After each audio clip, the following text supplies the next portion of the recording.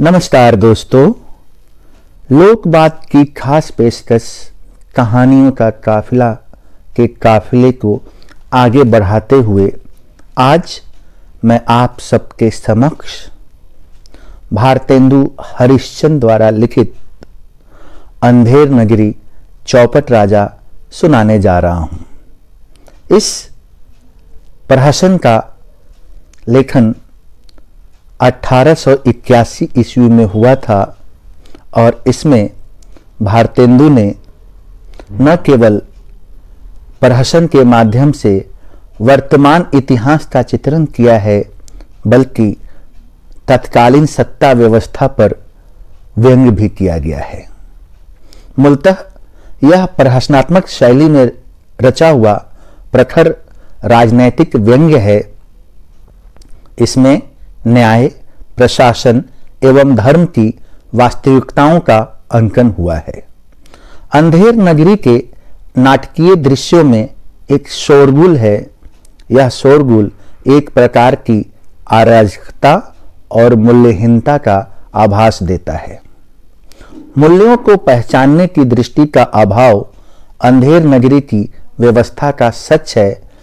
इस व्यवस्था में सब कुछ टके सिर बेचना और एक ऐसे अविवेकी शासन का सूचक है जहां सांस्कृतिक अधोपतन का स्वरूप अपने प्रखर रूप में सामने आता है। नाटककार ने समाज में व्याप्त भ्रष्टाचारी, महाजनी सभ्यता, शोषण, वेश्यावृत्ति, नौकरशाही का देश विरोधी रवैया, विदेशीपन में डूबकर अपनी संस्कृति की उपेक्षा, धार्मिक रूढ़िग्रस्तता और अधोपतन का संश्लिष्ट चित्र खींचा है। तो आइए सुनते हैं भारतेंदु द्वारा लिखित प्रहसन अंधेर नगरी चौपट राजा टके सिर भाजी टके सिर खाजा। पहला दृश्य। स्थान बाह्य प्रांत। महंत जी दो चेलों के साथ गाते हुए आते हैं। राम भजो राम भजो राम भजो भाई, राम के भजे से गणिका तर गई, राम के भजे से गीध गति पाई। राम के नाम से काम बने सब, राम के भजन बिना सबहु न साई। राम के नाम से दोनों नैन बिनु, सूरदास भय कवि कुल राई। राम के नाम से घास जंगल की, तुलसीदास भय भजी रघुराई। महंत, बच्चा नारायण दास, यह नगर तो दूर से बड़ा सुंदर दिखाई पड़ता है।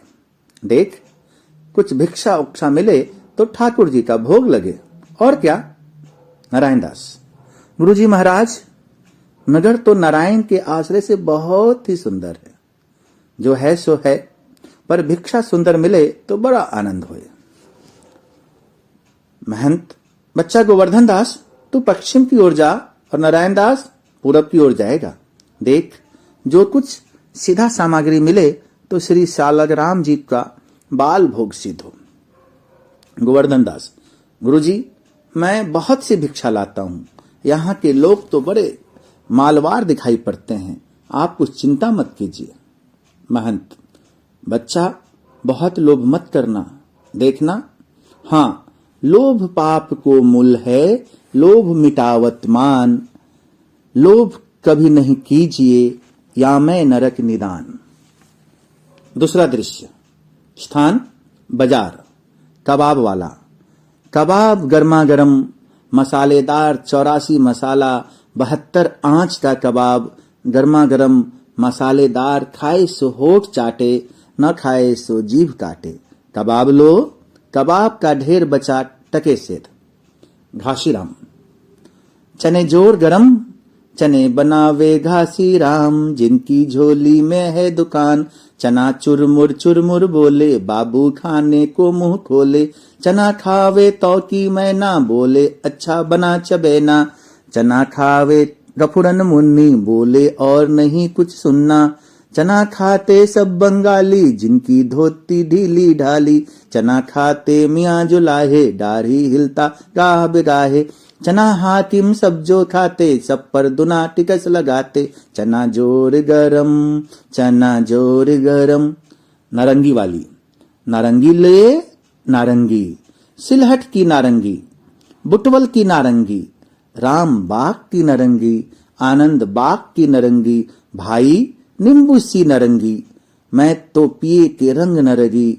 मैं तो भूली लेकर संगी, नरंगी ले नरंगी। कौला नींबू, मीठा नींबू, रंग तारा संग तारा। दोनों हाथ लो, नहीं पीछे हाथी, मलते रहोगे। नारंगी ले नारंगी, टके शेर नारंगी। हलवाई, जलेबियां गरम ना गरम, ले सेव इमरती लड्डू गुलाब जामुन खुरमा बूंदिया बर्फी समोसा पेड़े कचौरी दालमोट पकौड़ी घेवर गुपचुप हलवा। ले हलवा मोहन भोग, मोहनदार कचौरी कचक्का, हलवा गरम चभक्का। घी में गरक, चीनी में तरातर, चाशनी में चभाचब। ले भूर का लड्डू, जो खाए सो भी पछताए, जो ना खाए सो भी पछताए।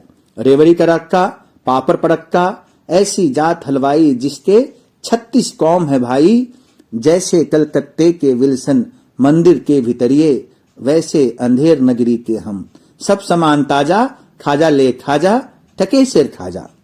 कुंजरिन, ले धनिया मेथी सोआ पालक चौराई बथुआ कर में। नोनिया कुल्फी कसारी चन्ना सरसों का है साग ले लो। मरसाले मरसा, ले बैगन लौवा कोहरा आलू अरुई बंडा नेनुआ। सूरन राम तरई मुरई, ले आदि मिर्चा लहसुन प्याज टिकोरा। ले ले ले ले ले ले ले फालसा खिन्नी आप, जरूरत निपटुआ मटर ओ रहा। जैसे काजी वैसे पाजी, रैयत राजी टके सिर भाजी। ले हिंदुस्तान का मेवा फ्रूट और बैर। मुगल, बादाम पिस्ते अखरोट अनार बिहिरदाना। मुनक्का किशमिश अंजीर आबजोश आलू बुखारा चिलगोजा सेव नाशपाती बिही सरदा। अंगूर की पिटारी।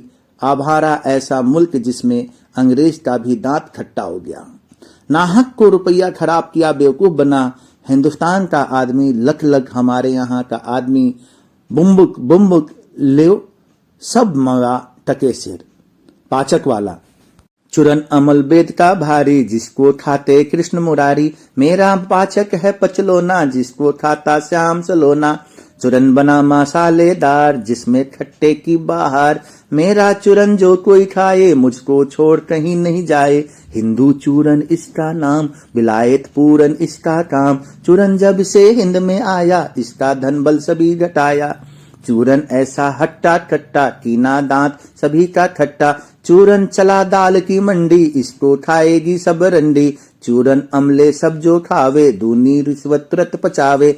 चूरन नाटक वाले खाते, इसकी नकल पचा कर लाते। चूरन सभी महाजन खाते, जिससे जमा हजम कर जाते। चूरन खाते लाला लोग, जिसको अकिल अजीरन रोग। चूरन खावे रीटर जात, जिनके पेट पचे नहीं बात। चूरन साहब लोग जो खाता, सारा हिंद हजम कर जाता। चूरन पुलिस वाले खाते, सब कानून हजम कर जाते। ले चूरन का ढेर, बेचा टके शेर। मछली वाली, मछली ले मछली, मछरिया 1 टके के बिकाए। लाख टका के वाला, जोबन गाहक सब ललचाए। नैना मछरिया रूप जाल में, देखत ही फंसी जाए। बीनू पानी मछली सुब रहिया, मिले बिना अकुलाए। जात वाला, जात ले जात टके शेर 7। ब्राह्मण, 1 टका दो, हम अभी अपनी जात बेचते हैं। टक्के के वास्ते ब्राह्मण से धोबी हो जाएं और धोबी को ब्राह्मण कर दें। टके के वास्ते जैसी कहो वैसी व्यवस्था कर दें। टके के वास्ते झूठ को सच कर दें। टके के वास्ते ब्राह्मण से मुसलमान, टके के वास्ते हिंदू से क्रिस्तान, टके के वास्ते धर्म और प्रतिष्ठा दोनों बेचते। टके के वास्ते झूठी गवाही दे, टके के वास्ते पाप को पुण्य माने, टके के वास्ते नीच को भी पितामह बनावे। वेद धर्म कुल मर्यादा सच्चाई लड़ाई सब टके शेर, लुटाए दिया अनमोल माल ले टके से। बनिया आटा दाल लकड़ी नमक घी चीनी मसाला चावल ले टके शेर। बाबा जी का चेला गोवर्धन आता है और सब बेचने वालों की आवाज सुन सुनकर खाने के आनंद में बड़ा प्रसन्न होता है। गोवर्धन दास, क्यों भाई बनिए, आटा कितने शेर? टके शेर। और चावल? टके शेर। और चीनी? टके शेर। और घी? टके शेर। सब टके शेर? सचमुच? हाँ महाराज, क्या झूठ बोलूंगा? गोवर्धन दास कुंजरिन के पास जाकर, क्यों माई भाजी क्या भाव? कुंजरिन, बाबा जी टके शेर, नीनुआ मुरई धनिया मिर्चा सब टके शेर। गोवर्धन दास, सब भाजी टके शेर? वाह वाह, बड़ा आनंद है, यहाँ सभी चीज टके शेर। हलवाई के पास जाकर, क्यों भाई हलवाई, मिठाई कितने शेर? हलवाई, बाबा जी लड्डुआ जलेबी गुलाब जामुन खाजा सब टके शेर। गोवर्धन दास, वाह वाह, बड़ा आनंद है, क्यों बच्चा मुझसे मस्खरी तो नहीं करता? सचमुच सब कुछ टके शेर? हलवाई, हाँ बाबा जी, सब कुछ सब टके शेर। इस नगरी की चाल ही यही है, यहाँ सब चीज टके शेर बिकती है। गोवर्धन दास, क्यों बच्चा, इस नगरी का क्या नाम है? हलवाई, अंधेर नगरी। गोवर्धन दास, और राजा का नाम क्या है? हलवाई, चौपट राजा। गोवर्धन दास, वाह वाह, अंधेर नगरी चौपट राजा, टकेसर भाजी टकेसर खाता। हलवाई, तो बाबा जी कुछ लेना देना हो तो लो दो। गोवर्धन दास, बच्चा भिक्षा मांगकर 7 पैसे लाया हूं, 3.5 सेर मिठाई दे दे, गुरु चेले सब आनंद पूर्वक इतने में छक जाएंगे। हलवाई मिठाई तौलता है, बाबा जी मिठाई लेकर खाते हुए और अंधेर नगरी का गीत गाते हुए जाते हैं। तीसरा दृश्य, स्थान जंगल। महंत जी और नारायण दास एक ओर से राम भजो इत्यादि गाते हुए आते हैं और दूसरी ओर से गोवर्धन दास अंधेर नगरी गाते हुए आते हैं। महंत, बच्चा गोवर्धन दास कह क्या भिक्षा लाया? गठरी तो भारी मालूम पड़ती है। गोवर्धन दास, बाबा जी महाराज बड़ा माल लाया हूं, 3.5 सेर मिठाई है। महंत, देखो बच्चा, मिठाई की झोली अपने सामने रखकर खोलकर देखता है। वाह वाह बच्चा, इतनी मिठाई कहां से लाया? किस धर्मात्मा से तुम्हारी भेंट हुई?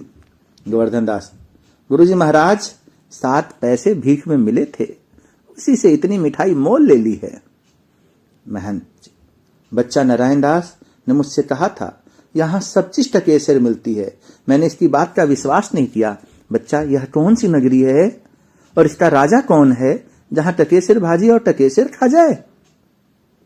गोवर्धन दास, अंधेर नगरी चौपट राजा, टकेसर भाजी टकेसर खाजा। महंत, तो बच्चा ऐसी नगरी में रहना उचित नहीं है जहां टकेसर भाजी और टकेसर ही खाजा हो। सेत सेत सब एक से जहां कपूर कपास, ऐसे देश कुदेश में कबहू न कीजिए बास। कोकिल बायस एक सम पंडित मूर्ख सब एक, इंद्रायण दारिम विषय जहां नने कु विवेक। बस ये ऐसे देश नहीं कनक वृष्टि जो होए, रहिए तो दुख पाइए प्राण दीजिए रोए। सो बच्चा चलो यहां से, ऐसे अंधेर नगरी में 1000 मन मिठाई मुफ्त की मिले तो भी किसी काम की नहीं है, यहां एक क्षण भी हमें नहीं रहना। गोवर्धन दास, गुरुजी ऐसा तो संसार भर में कोई देश ही नहीं है, 2 पैसा पास रहने ही से मजे में पेट भरता है। मैं तो इस नगरी को छोड़कर नहीं जाऊंगा, और जगह दिन भर मांगो तो भी पेट नहीं भरता, वरन बाजे बाजे दिन उपास करना पड़ता है, सो मैं तो यहीं रहूंगा। महंत, देख बच्चा पीछे पछताएगा। गोवर्धन दास, आपकी कृपा से कोई दुख ना होगा, मैं तो यही कहता हूं कि आप भी यहीं रहिए। महंत, मैं तो इस नगरी में अब एक क्षण भी नहीं रहूंगा, देख मेरी बात मान, नहीं तो पीछे बहुत पछताएगा। मैं तो जाता हूं, पर इतना कह देता हूं कि कभी संकट पड़े तो हमारा स्मरण जरूर करना। गोवर्धन दास: प्रणाम गुरुजी, मैं आपका नित्य ही स्मरण करूंगा। मैं तो फिर भी कहता हूं कि आप भी यहीं रहिए। महंत जी नारायण दास के साथ जाते हैं। गोवर्धन दास बैठकर मिठाई खाते। चौथा दृश्य, स्थान राजसभा। राजा, मंत्री और नौकर लोग यथास्थान स्थित है। एक सेवक: पान खाइए महाराज। क्या कहा? सुपना खाइए महाराज। मंत्री राजा का हाथ पकड़कर: नहीं नहीं, यह कहता है कि पान खाइए महाराज। राजा: दुष्ट, लुच्चा, पाजी, नाहक हमको डरा दिया।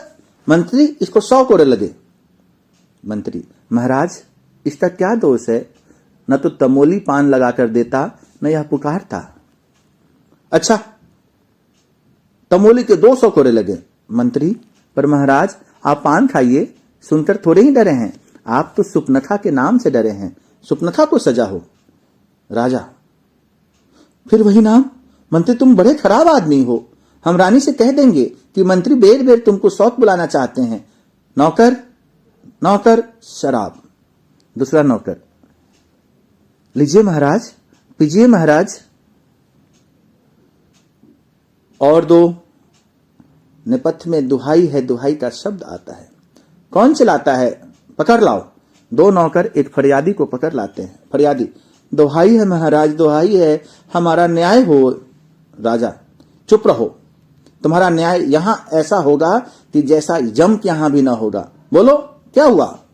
फरियादी: महाराज, कल्लू बनिया की दीवार गिर पड़ी, सो मेरी बकरी उसके नीचे दब गई। दुहाई है महाराज, न्याय हो। राजा: कल्लू बनिए की दीवार को अभी पकड़ लाओ। मंत्री: महाराज, दीवार नहीं लग जा सकती। राजा: अच्छा, उसका भाई, लड़का, दोस्त, आसना जो भी हो, उसको पकड़ लाओ। मंत्री: महाराज, दीवार ईंट चूने की होती है, उसका भाई बेटा नहीं होता। राजा: अच्छा, कल्लू बनियों को पकड़ लाओ। नौकर लोग दौड़कर बाहर से बनिए को पकड़ लाते हैं। क्यों बे बनिए? इसकी लड़की नहीं बड़की क्यों दबकर मर गई? मंत्री: बड़की नहीं महाराज, बकरी। राजा: हाँ हाँ, बकरी क्यों मर गई? बोल, नहीं तो अभी फांसी देता हूं।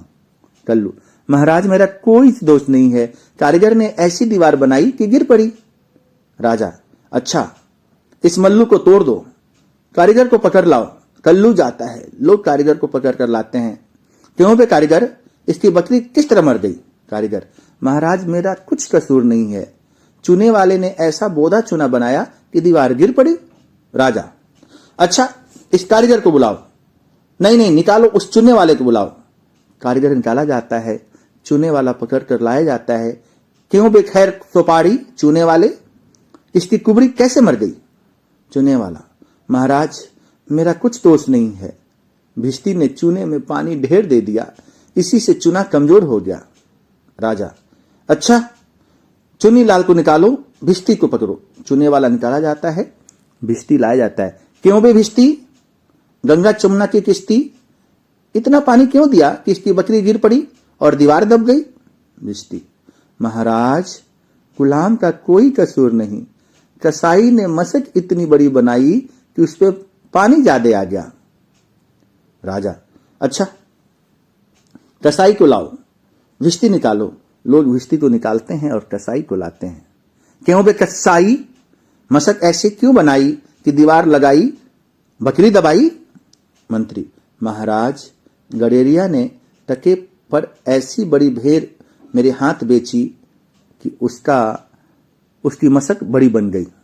राजा: अच्छा, कसाई को निकालो, गडेरिया को लाओ। कसाई निकाला जाता है, गडेरिया आता है। क्यों बे ऊंख पौड़े के गडेरिए, ऐसी बड़ी भेड़ क्यों बेचा कि बकरी मर गई?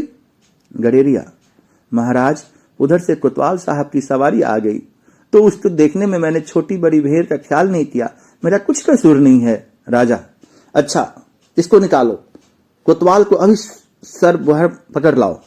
गडेरिया निकाला जाता है, कोतवाल पकड़ा जाता है। क्यों बे कोतवाल, तैने सवारी ऐसी धूम से क्यों निकाली कि गडेरिया ने घबराकर बड़ी भेड़ बेच दी? जिससे बकरी गिरकर कल्लू बनिया दब गया। कोतवाल, महाराज महाराज, मैंने तो कोई कसूर नहीं किया, मैं तो शहर के इंतजाम के वास्ते जाता था। मंत्री, आप ही आप, यह तो बड़ा गजब हुआ। ऐसा ना हो कि यह बेवकूफ इस बात पर सारे नगर को फूंक दे या फांसी दे दे। कोतवाल से, यह नहीं, तुमने ऐसे धूम से सवारी क्यों निकाला? राजा, हाँ, यह नहीं, तुमने ऐसे धूम से सवारी क्यों निकाला कि उसकी बकरी दबी? कोतवाल, महाराज महाराज। राजा, कुछ नहीं, महाराज महाराज, ले जाओ कोतवाल को, अभी फांसी दो। दरबार बर्खास्त। लोग एक तरफ कोतवाल को पकड़ कर ले जाते हैं, दूसरी ओर से मंत्री को पकड़ कर ला जाते हैं। 5वां दृश्य, स्थान अरण्य। गोवर्धन दास गाते हुए आते हैं।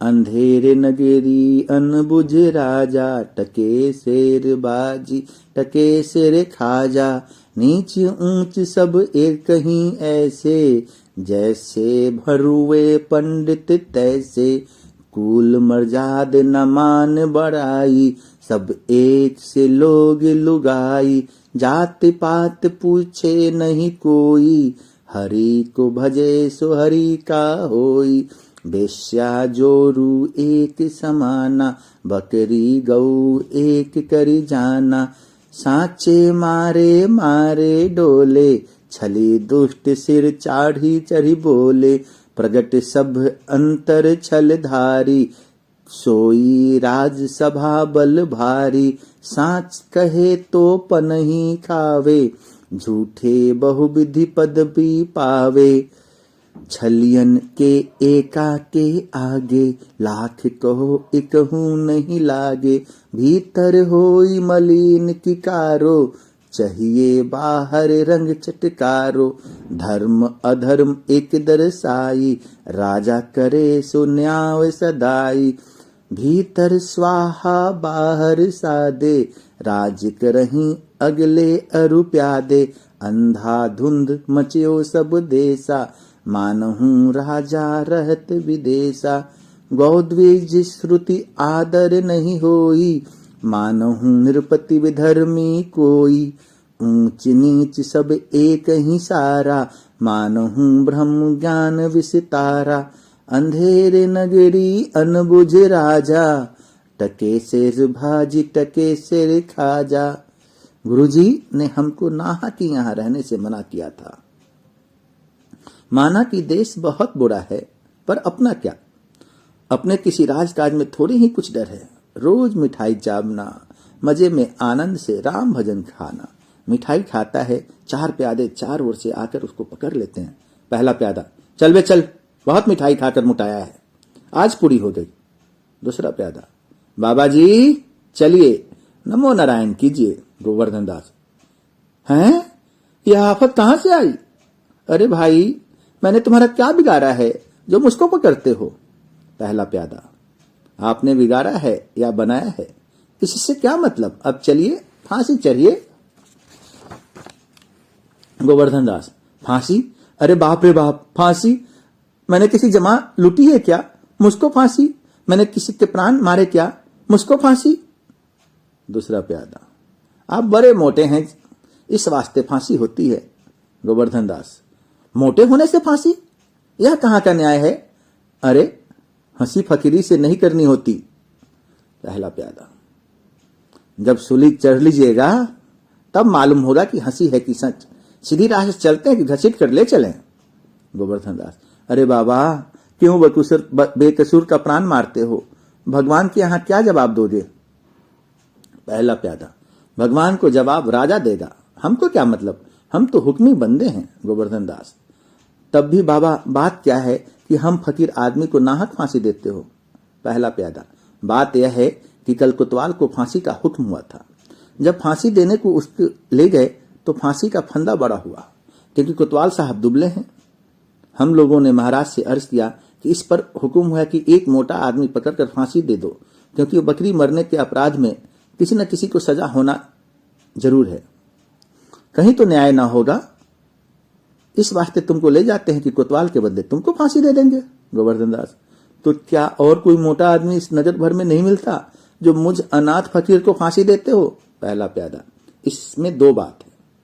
एक तो नगर भर में राजा के न्याय का डर कोई मुटाता ही नहीं, दूसरे और किसी को पकड़े तो वह न जाने क्या बात बनाए कि हम ही लोगों के सिर कहीं ना घर आए, और इस पर राज में साधु महात्मा इन्हीं लोगों की दुर्दशा है, इससे तुम्ही को फांसी देंगे।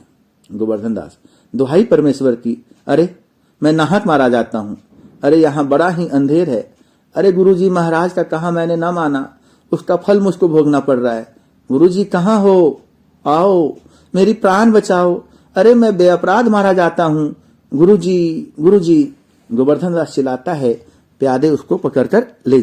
छठा दृश्य, स्थान शमशान। गोवर्धन दास को पकड़े हुए 4 सिपाहियों का प्रवेश।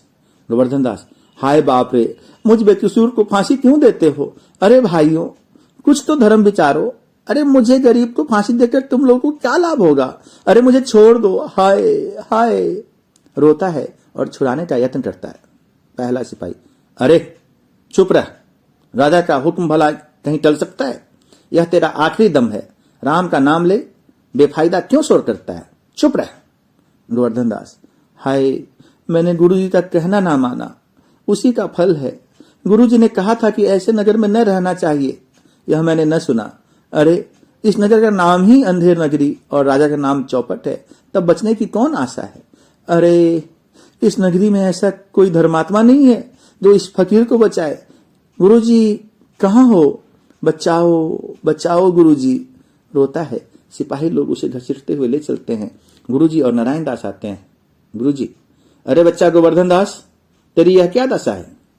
गोवर्धन दास हाथ जोड़कर, गुरुजी दीवार के नीचे बकरी दब गई, सो इसके लिए मुझे फांसी देते हैं, गुरुजी बचाओ। गुरु, अरे बच्चा, मैंने तो पहले ही कहा था कि ऐसे नगर में रहना ठीक नहीं है, तैने मेरा कहना ना माना। गोवर्धन दास, मैंने आपका कहा नहीं माना, उसी का तो यह फल मिला है। आपके सिवा अब ऐसा कोई नहीं है जो रक्षा करे, आप ही का हूं, आपके सिवा और कोई नहीं है। पैर पकड़कर रोता है।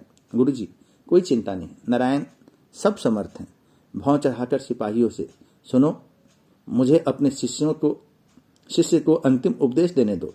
तुम लोग तन किनारे हो जाओ, देखो मेरा कहना ना मानोगे तो तुम्हारा भला ना होगा। सिपाही, नहीं महाराज, हम लोग हट जाते हैं, आप बेशक उपदेश दीजिए। सिपाही हट जाते हैं। गुरुजी चेले में कान में कुछ समझाते हैं। गोवर्धन दास, तब तो गुरुजी हम फांसी चढ़ेंगे। गुरु, नहीं बच्चा, मुझको चढ़ने दो। गोवर्धन दास, नहीं गुरुजी, हम फांसी पड़ेंगे। गुरु, नहीं बच्चा, हम इतना समझाया नहीं मानता, हम बूढ़े भय, हमको जाने दो। गोवर्धन दास, स्वर्ग आने में बूढ़ा जवान क्या, आप तो सिद्ध हो, आपको गति अगति से क्या, मैं फांसी चढ़ूंगा। इसी प्रकार दोनों हुज्जत करते हैं। सिपाही लोग परस्पर चकित होते हैं। पहला सिपाही, भाई यह क्या माजरा है, कुछ समझ में नहीं पड़ता। दूसरा सिपाही, हम भी नहीं समझ सकते कि यह कैसा गबड़ा है।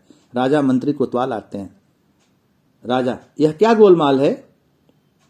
पहला सिपाही, महाराज चेला कहता है कि मैं फांसी पड़ूंगा, गुरु कहता है कि मैं फांसी पड़ूंगा, कुछ मालूम नहीं पड़ता कि क्या बात है। राजा गुरु से, बाबा जी बोलो, काहे को आप फांसी चढ़ते हो? गुरु, राजा इस समय ऐसा साइट है कि जो भी मरेगा वह सीधा बैकुंठ जाएगा। मंत्री, तब तो हमें फांसी चढ़ेंगे। गोवर्धन दास, हमको तो हुक्म है। कोतवाल, हम लटकेंगे, हमारे सबब तो दीवार गिरी। राजा, चुप रहो सब लोग, राजा के आछत और कौनो बैकुंठ जा सकता है, हमको फांसी चढ़ाओ, जल्दी जल्दी। गुरु, जहां न धर्म न बुद्धि न ही नीति न सुजान समाज, ते ऐसे ही आपहू न से जैसे चौपट राज। राजा को लोग टिकटी पर खड़ा करते हैं। नाटक का अंत होता है। कैसे लगी आपको यह भारतेंदु द्वारा लिखित प्रहसन अंधेर नगरी चौपट राजा? ऐसी ही सुंदर मनोरंजक कहानियों को सुनने के लिए आप लोक बात चैनल को सब्सक्राइब करना ना भूलें। फिर मिलते हैं किसी और कहानी के साथ। धन्यवाद।